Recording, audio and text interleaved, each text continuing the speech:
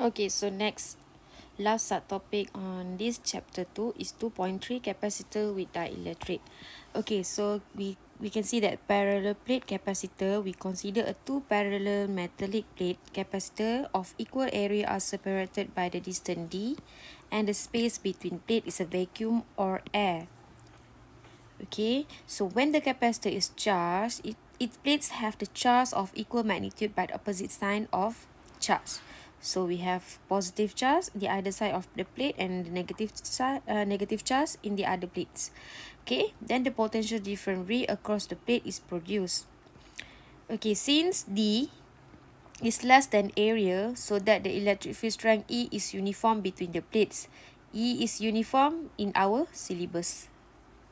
Okay, next, the capacitance of the air-filled parallel plate of the capacitor is given by equation C is equal to epsilon naught A over D.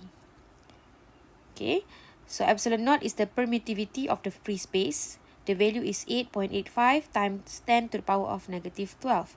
A is the area of each plate. Okay, this is area. And then D is distance between two plates. So this is distance between two plates in meter. Make sure that unit yang you tukar tu semua dalam unit SI. Okay, so next is dielectric. What is the dielectric?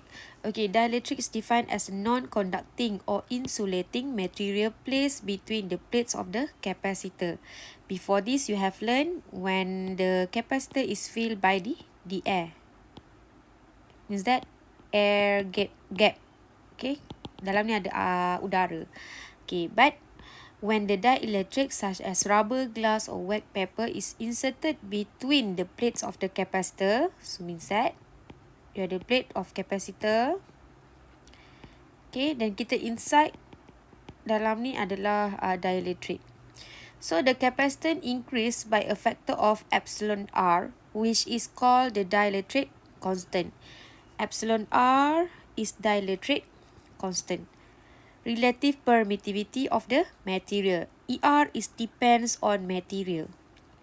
Okay, so the capacitance of the capacitor with dielectric is given by equation C is equal to epsilon A over D. Okay, so what is epsilon? Okay, epsilon here is permittivity of dielectric material. Okay, so dielectric material, epsilon is equal to epsilon naught times with epsilon r. Epsilon r is dielectric constant. Okay, dielectric constant is depending on the material. Okay, so epsilon naught is permittivity of free space, yang number constant tadi. Okay, so now this is the advantage of the inserting dielectric.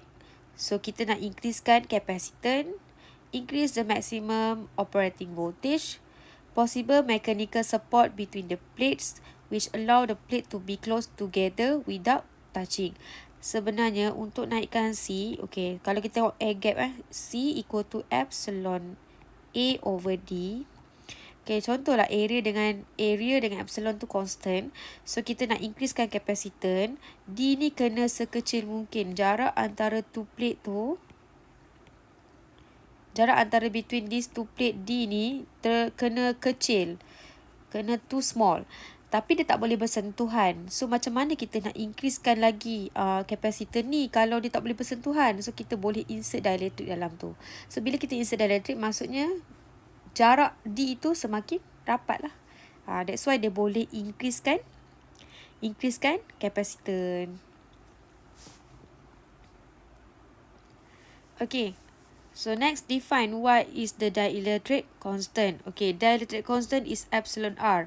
Epsilon r is defined as the ratio between the capacitance of the given capacitor with the space between plate filled with dielectric and the capacitance of the same capacitor with the plate in the vacuum.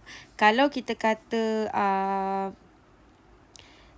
kita fill dengan air, kita letaklah C naught. Okay, C naught epsilon naught A over D. Ini kalau fill by air, sebab epsilon naught kan. Kalau kita insert dielectric, kita letaklah C. C sama dengan epsilon A over D. Ini kalau kita insert dielectric. Ni kalau kita insert dielectric. Okay, so mathematically kita boleh tulis, okay, epsilon R is equal to C over C naught. Okay, so dia dimensionless constant so tak ada unit. For parallel plate capacitor, so kita dah dibuatlah definition dekat sini. Okay, so didapati kita boleh buatlah apa relation epsilon sama dengan epsilon R over epsilon naught ataupun epsilon R sama dengan epsilon per epsilon naught. Okay, so for definition of the capacitance, okay, ER is equal to Q over V. Sebab C tadi kan, C over C naught. Kan C sama dengan Q over V.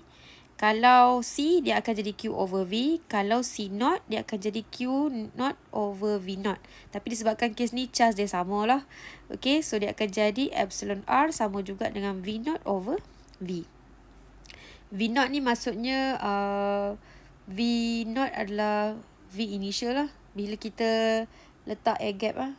Tapi V ni yang baru bila kita insert dielectric. So from the relationship between E and V, the uniform of electric field, kita boleh buat juga relation ER is equal to E naught over E. Okay, so as a conclusion, epsilon R you boleh tulis sama juga dengan C over C naught is equal to epsilon over epsilon naught is equal to V naught over V equal to E naught over E. So ni, formula ni you boleh guna kalau dia minta you cari dielectric constant. Okay, so you ada C dengan air gap. C bila insert dielectric, so boleh kira guna formula ni. Kalau tak, cari mana yang sesuai.